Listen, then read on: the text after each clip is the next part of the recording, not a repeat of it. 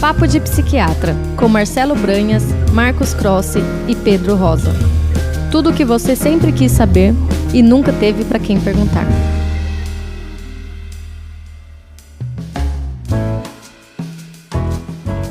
Sejam bem-vindos a este episódio do podcast Papo de Psiquiatra. Este é o nosso retorno, esta é a nossa temporada 2 e a gente ouviu vocês. A gente vai começar a falar de temas que vocês gostaram, temas que vocês mais ouviram no ano de 2022 e vamos fazer episódios especiais sobre temas que vocês mais gostaram. Nós vamos começar hoje aqui, nós vamos falar sobre a diferença entre a personalidade borderline e o transtorno bipolar. É isso mesmo, pessoal? Bom, pessoal, bem-vindos aí ao nosso podcast de novo. Feliz 2023 para todo mundo, né?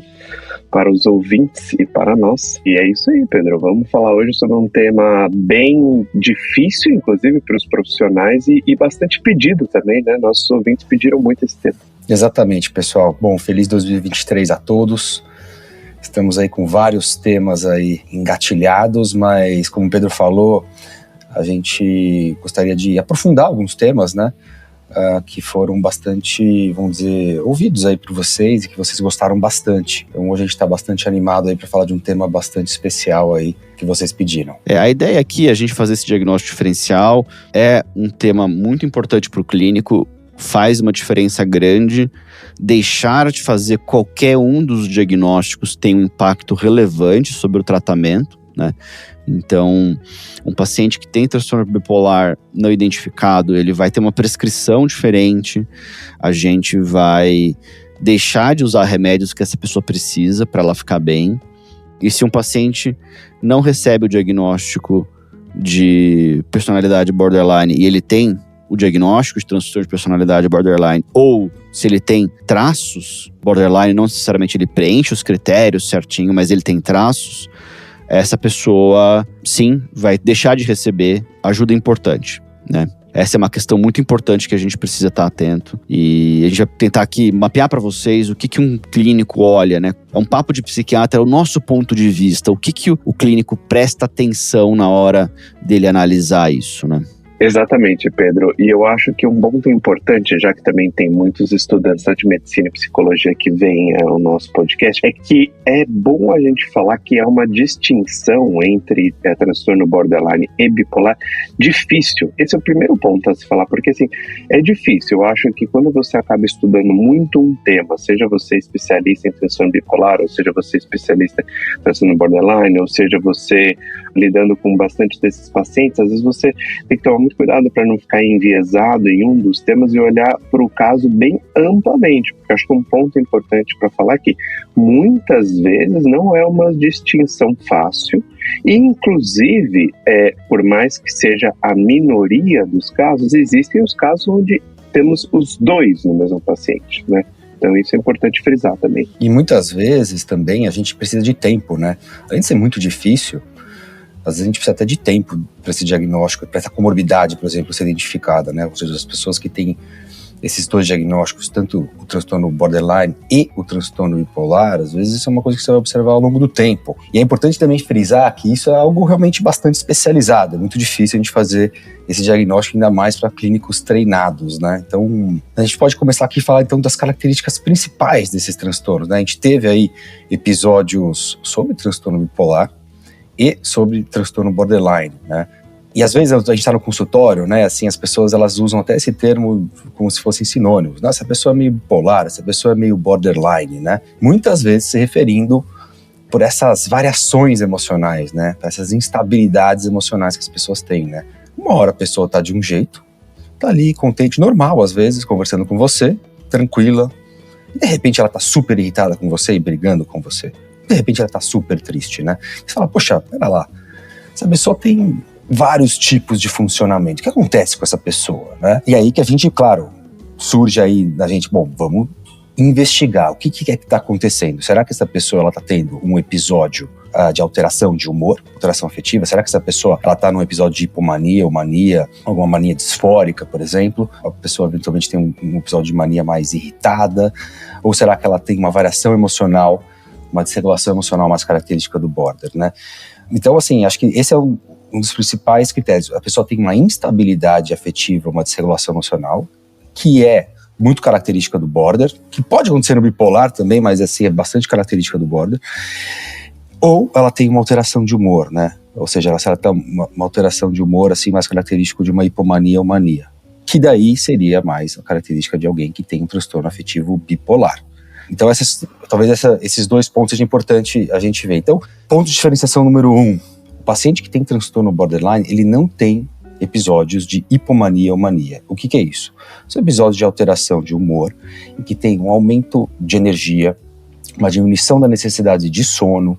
O humor da pessoa ela pode estar ou muito irritado a maior parte do tempo, ou eventualmente até eufórico a maior parte do tempo. Essa pessoa ela pode ter, durante esse período, um aumento de atividades relacionadas ao prazer, né? Às vezes a pessoa ela pode ter a libido aumentada, ela pode ingerir mais substância, ela pode eventualmente comprar coisas, né? Assim, às vezes as pessoas fazem dívidas grandes, né? Durante esse período. O ego da pessoa fica bastante inflado, às vezes a pessoa fica grandiosa, quase que delirante às vezes, né? E isso é um período sustentado, assim, não é uma coisa que vai durar 1 minuto, assim, né, algumas horas. Não, a pessoa vai ficar dias assim, sabe? Como se realmente estivesse ligado no 220 e ficado lá por um tempo. Então, quando a pessoa tem esse episódio sustentado de alteração de humor, que pode ser mania ou hipomania, dependendo daí vamos dizer, da gravidade e do tempo, essa pessoa, ela tem um transtorno bipolar. Isso não acontece no transtorno borderline, certo? Assim, não é característico do transtorno borderline. A pessoa do transtorno borderline, ela pode ter eventualmente episódios, por exemplo, de desregulação emocional, assim.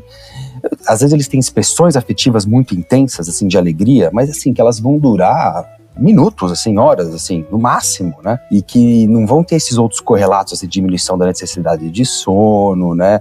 Vamos dizer, uma alteração sustentada do humor, assim. Então, esse talvez é um dos pontos que certamente vai diferenciar, assim, se você consegue identificar isso, vamos dizer, você consegue diagnosticar o transtorno bipolar e falar, bom, essa pessoa tem um transtorno bipolar, né? Não exclui que ela não tenha borderline, né, porque de repente ela pode ter os dois, mas parece fácil falando às vezes, né, mas assim, a gente sabe que na prática clínica não é tão simples assim. Essa questão importante da hipomania e da mania é que também não necessariamente é algo profundamente prejudicial, né?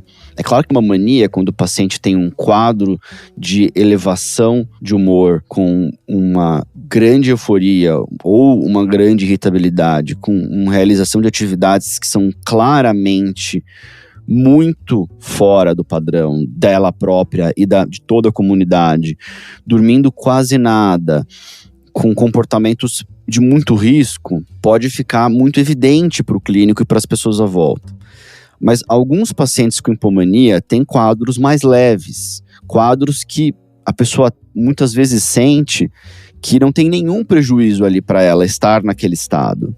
Aquele estado ele pode ser muito agradável, ele pode ser a pessoa resolvendo coisas da vida dela que estavam pendentes há muito tempo, com uma energia que todo mundo, olha, eu queria estar assim, isso está funcionando, a energia para fazer as coisas que nunca conseguiu fazer. Mas mesmo assim, isso é considerado um problema de saúde, mesmo assim é um diagnóstico, porque ele é marcador do transtorno bipolar tipo 2, que é um transtorno bipolar que não acontece essa fase mais grave, que a gente chama de mania, acontece somente a hipomania, e é, inclusive, o quadro clínico do transtorno bipolar tipo 2 que com mais frequência vem junto com outros transtornos mentais, como, por exemplo, personalidade borderline, mas também transtornos de ansiedade, vem também transtornos alimentares e assim por diante. Esse quadro, ele pode parecer, na hora que a gente descreve, muito fácil de perceber, mas não é fácil de perceber, por isso que a gente investiga na biografia do paciente um quadro desse tipo, né? Se houve algum momento no passado, né? Isso é um marcador diagnóstico. Tipicamente, quando isso acontece, não acontece uma vez só, pela natureza recorrente de transtornos de humor, quando o paciente tem uma hipomania, ele vai ter hipomanias ao longo da vida, e a gente sempre vai analisar também se isso surgiu no contexto de uso de algumas medicações que tipicamente levam a isso, como os antidepressivos, os estimulantes, ou também no uso de substâncias, né, que também geram esse tipo de manifestação. Temos que ficar muito de olho nessas características, né? Agora, uma característica também interessante é que, já mudando para um outro tema, é que a desregulação das emoções nos pacientes com personalidade borderline, os pacientes têm uma volatilidade maior, mas grandes manifestações tipicamente têm um desencadeante que a gente pode investigar. Ele é marcado por uma hipersensibilidade pessoal, interpessoal, uma sensibilidade grande nas relações com as pessoas. Para um observador externo, no caso clínico, familiar, pode parecer que veio do nada. E para alguns pacientes que muitas vezes, infelizmente, têm dificuldades de perceber as próprias emoções, que têm as emoções de maneira tão turbulenta que para elas fica pouco claro o que está acontecendo, também pode ser um grande desafio entender o que foi que aconteceu, que de repente as emoções fervilharam. Mas existe um desencadeante tipicamente. As crises borderline, elas tipicamente surgem diante de eventos estressantes no contato com as pessoas. E tipicamente as hipomanias nos pacientes bipolares não têm essa característica. Elas surgem ciclicamente de maneira mais espontânea. Essa é uma regra, há exceções para esses dois casos, mas esse também é um critério que a gente usa para fazer essa diferenciação, além de toda a descrição fenomenológica bem detalhada que o Marcos falou pra gente aqui. Exatamente isso. E que nem você falou, Pedro, sempre tem esse gatilho que a gente chama de um estressor ou gatilho interpessoal, ou seja, alguma coisa, algum evento em alguma relação que a pessoa preza foi estressante para o indivíduo com um transtorno borderline e a pessoa teve a vivência, se sentiu abandonado, criticado, rejeitado, desvalorizado.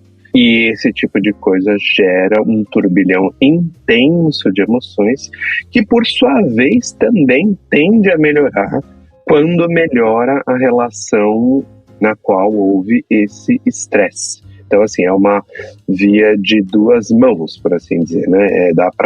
O estresse nas relações piora muito os sintomas, mas a melhoria naquela relação em si melhora os sintomas. Tanto que muito do tratamento é, que nem você falou, ensinar o paciente a detectar isso, porque muitas vezes eles não têm essa apreensão boa das próprias emoções, e também aprender habilidades para ser mais hábil socialmente, para conseguir fazer com que a relação volte a ficar melhor. E no transtorno bipolar não tem, a princípio, muito a ver com isso. Não tem nada a ver com isso. Os processos acontecem muitas vezes independente das relações em si. Muitas vezes a gente tem privação de sono, desencadeando episódios de humor no transtorno bipolar, má aderência às medicações, entre outras coisas. Agora, um ponto que vale a pena também frisar, que o Marcos comentou, e você também comentou, Pedro, quando você falou da biografia, é que assim, uma coisa que os leigos, eu pelo menos observo no consultório que os leigos confundem muito, é você fazer de uma foto um filme. Né? Ou seja, né? Usando só um exemplo, eu estou aqui num lugar frio e hoje está um dia de sol. Se você olhar a sua foto, você pode achar que é verão, mas não é, porque a semana inteira foi abaixo de zero, muitas vezes. Eu preciso esclarecer e explicar primeiro que o Marcos e o Marcelo, eles estão em Boston, neste momento, estamos fazendo uma gravação à distância, longa distância, né? Eles estão na Harvard, no Macklin Hospital, no departamento, no Gunderson Center, que é o centro um dos maiores locais de pesquisa de personalidade borderline, são grandes especialistas no assunto e foram para lá para fazer parte do doutorado deles por lá. Então é por isso que o Marcelo eles estão aí, o Marcos e o Marcelo, sofrendo no -4 de temperatura, enquanto a gente está aqui em São Paulo, eu estou aqui em São Paulo com relativo calor, digamos assim. Exatamente, Pedro, -4, olha, não é fácil. Para eles é fácil, porque estão acostumados, né? Nós brasileiros, né? E estamos fazendo bastante essa ponte aérea, São Paulo-Boston, e você também, né, Pedro? Você estava aqui outro dia desse. Em outubro, né? Foi um congresso aí, foi uma... Exatamente aqui. Mas então a gente não pode, e os leigos às vezes acabam tendo, claro, por não serem especialistas no assunto, mas tem essa dificuldade de olhar a foto, né? Então assim, a gente usa muito esses adjetivos, fulano é bipolar porque ele é muito triste e aí às vezes é muito feliz. Então assim, essas coisas não significam muita coisa em termos diagnósticos. Uma pessoa, um leigo ao falar isso, pode estar falando de uma situação absolutamente normal. As pessoas têm variações normais de personalidade. Tem gente que é mais efusiva, mais extrovertida, mais intensa. E tudo bem, nenhum problema em relação a isso. Tem gente que é mais introvertida. Agora, outra coisa não, uma pessoa que tem transtorno bipolar, ela tem uma aceleração dos processos psíquicos todos, quase, né? Então a pessoa ela vai ficar mais agitada fisicamente, mentalmente, mais desorganizada, dias assim. Então não é só uma pessoa que está muito feliz ou que está muito irritada e outra hora está muito calma, né? As pessoas têm essa coisa, quando pensa em bipolar, muita gente só olha a foto no momento e pensa ou irritada versus calma ou calmo, ou feliz versus triste. Isso não significa muita coisa em termos de psiquiatria. A gente pode estar, inclusive, diante de uma situação absolutamente normal e justificada pelos eventos.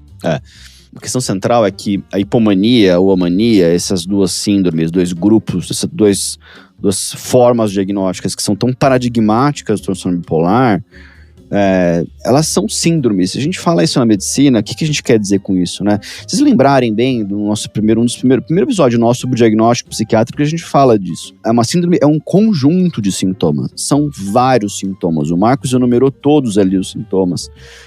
O Marcelo agora falou da ideia de um aumento de atividade global. Então, a pessoa tem muitos pensamentos, muitas ideias, muitos planos. Ela se sente super poderosa para aplicar esses planos, né? E isso vem junto com manifestações vegetativas da pessoa dormir menos e ter, mesmo assim, uma grande energia, um aumento da libido, uma inclinação maior a prazeres, né? E é uma sensação de que tudo está bem e perfeito num quadro, digamos, de euforia. E aí é uma questão que talvez haja um diagnóstico mais difícil, mas que naturalmente feito por um profissional competente, esse diagnóstico é absolutamente possível, da irritabilidade que muitos pacientes bipolares têm na hipomania ou na mania, em contraste com a irritabilidade do paciente borderline, que também a irritabilidade é uma manifestação extremamente comum nesses pacientes, né?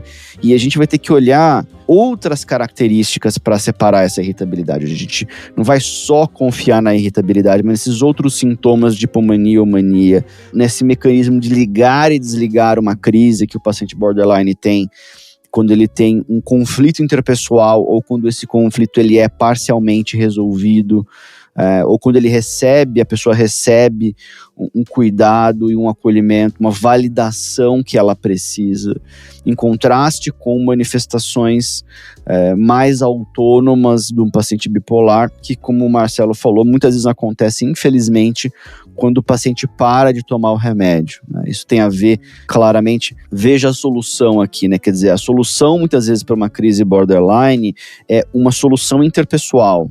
É uma solução de apego e de vínculo com alguém. Não necessariamente com a pessoa que promoveu aquele abandono real imaginário, mas com alguma outra pessoa do ambiente, que seja uma pessoa que estabelece uma relação de validação para essa pessoa borderline, em contraste com um paciente que tem transtorno bipolar, cujo tratamento vai ser predominantemente farmacológico, né?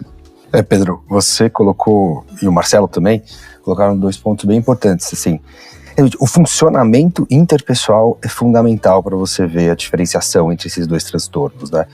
Tem o transtorno interpessoal, geralmente quando tem essa desregulação emocional, né, vai ter um contexto, pode ser de abandono, rejeição, crítica, algum desentendimento, algum mal entendido que aconteceu, ou seja, existem várias situações interpessoais nas relações e que vão acontecer, assim, principalmente se for, assim, com pessoas importantes, assim, né, da vida da pessoa, assim, namorado, namorada, esposa, marido, filho, filha, enfim, mas também podem acontecer no contexto, assim, com colegas de trabalho ou até com pessoas, assim, não tão importantes, né. E frente a esses estressores, né, assim, realmente daí vem uma resposta afetiva muito profunda, assim.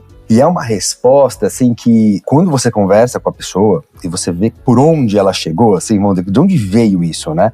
Quer dizer, na anamnese, quando a gente tá fazendo uma anamnese, né, a gente, que nem o Marcelo falou, né, as pessoas, elas trazem algumas palavras pra gente, essa pessoa é bipolar, a gente tenta esclarecer o que é isso. Então, na anamnese, a gente vai se aprofundando, né? Como assim? O que aconteceu?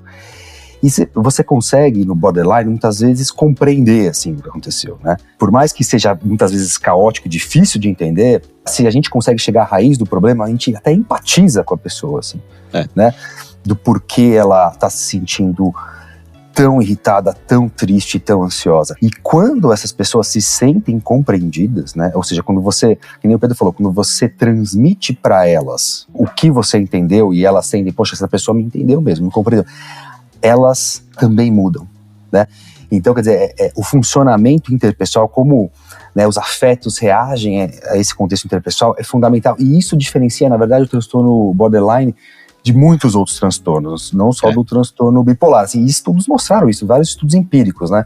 Mostraram isso. Então, isso diferencia de TET, isso diferencia de depressão, isso diferencia de transtorno bipolar, de TDAH, que às vezes é muito difícil também, às vezes tem um diagnóstico diferencial também importante. Então, às vezes parece que tem um padrão interpessoal do transtorno borderline de procurar ajuda, né, assim, às vezes, né, de procurar validação nos outros e que, geralmente, o outro, frente a essa desregulação, também, de alguma forma, vamos dizer, tem uma resposta intensa, assim, sabe?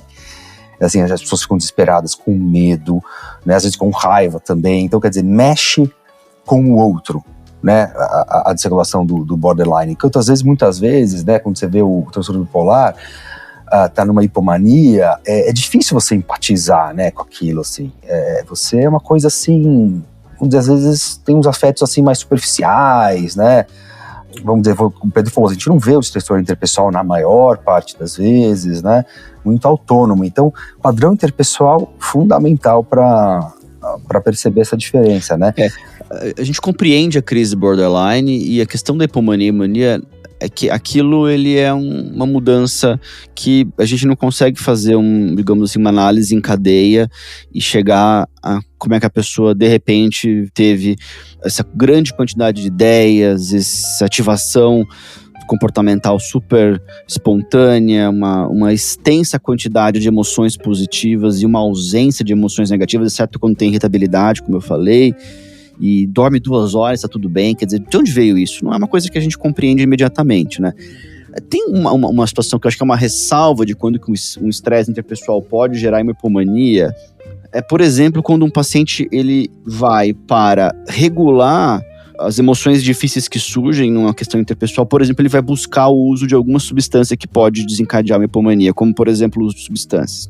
Esse é um fator. Ou quando alguns pacientes bipolares, eles têm uma insônia por um evento estressante, e a gente sabe que dormir menos é um gatilho para a crise de transtorno bipolar. Qualquer uma delas, pneumonia, hipomania, estado misto, manifestações mistas com depressão, enfim. E nesse contexto de um grande estresse, uma insônia acaba virando uma crise de mania, hipomania, né, daí virando uma redução da necessidade do sono. Então a gente também pode rastrear o que aconteceu através dali. Mas, naturalmente, a apresentação clínica, ela não vai ter uma compreensão regular entre a gente conseguir rastrear o porquê que o paciente veio a viver daquela forma, né, a se sentir daquele jeito. E tampouco essa estratégia de validação e de apego é uma estratégia que trata mania e hipomania, porque não trata, né? O que trata ali, de fato, é medicação, né? Estabilizadores de humor. Exatamente, Pedro.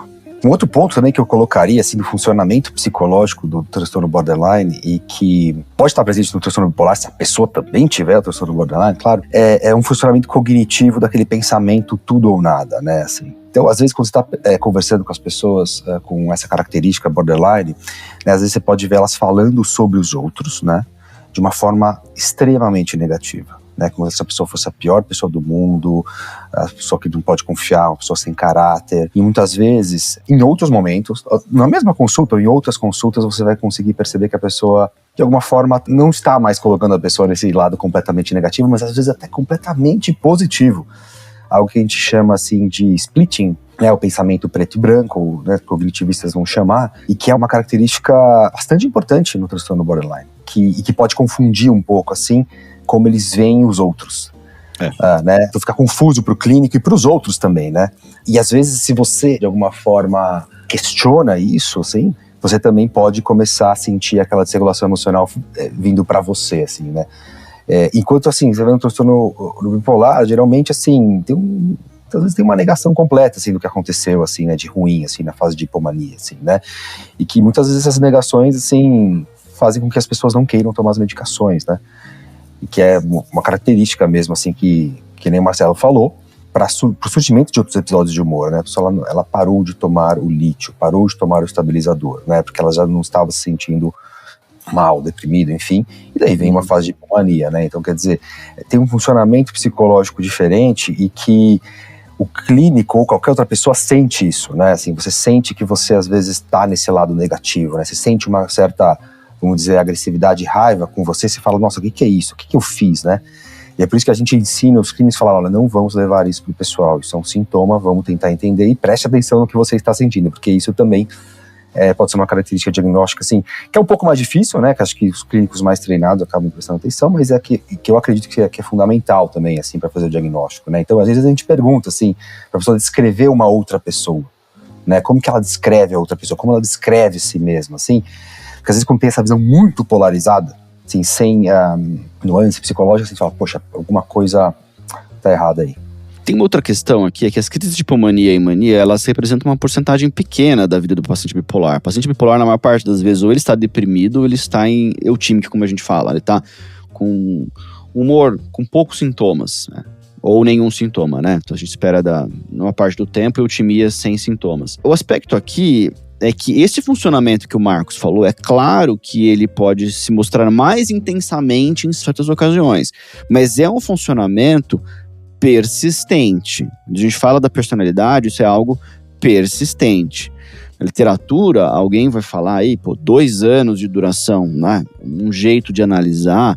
Claro que a gente tem que colocar isso em perspectiva quando a gente faz esse diagnóstico. Uma pessoa muito jovem, que nem teve ainda 2 anos de adolescência, nem teve ainda 2 anos da vida adulta, mas a análise criteriosa rastreia essas manifestações há muito tempo, mesmo que as crises graves sejam recentes, mesmo que elas sejam breves. Existe um funcionamento. Por sua vez, o paciente bipolar, quando ele está em eutimia, ele funciona de maneira muito semelhante a uma pessoa que não tem transtorno bipolar. Pode ser que ele seja uma pessoa mais extrovertida, com uma característica de personalidade. Isso é possível, mas não existe a instabilidade de identidade, não existe a instabilidade afetiva, não existe a sensibilidade interpessoal que o paciente borderline tem. E um ponto importante disso tudo, né, que a gente está tentando aqui descrever, é porque isso tem uma importância fundamental, porque o tratamento é consideravelmente diferente para os 2 transtornos. Inclusive, a pessoa que tem os 2 vai ter que ter os 2 componentes do transtorno. Então, eu acho que é importante, toda essa distinção tem uma importância gigantesca, porque o tratamento é diferente. Se no transtorno bipolar o foco principal são as medicações e um foco secundário também importante, mas secundário é a psicoterapia, o manejo familiar, entre outras coisas. No transtorno borderline é o oposto, é exatamente o oposto. O foco são as terapias, o manejo familiar, e as medicações são secundárias. E não dá para você esperar a mesma resposta que você tem com as medicações no transtorno bipolar, que em geral é uma resposta boa. No transtorno borderline, a resposta ela é moderada, no máximo. O foco do que vai melhorar o problema são as psicoterapias. E por isso que é importante a gente saber diferenciar um do outro e identificar os casos que são minoria, mas uma minoria considerável, uns 15% mais ou menos, que vão ter os 2. Então, diagnosticar um problema do outro, se o tratamento fosse idêntico para os 2, diferenciar um problema do outro teria um certo interesse, né?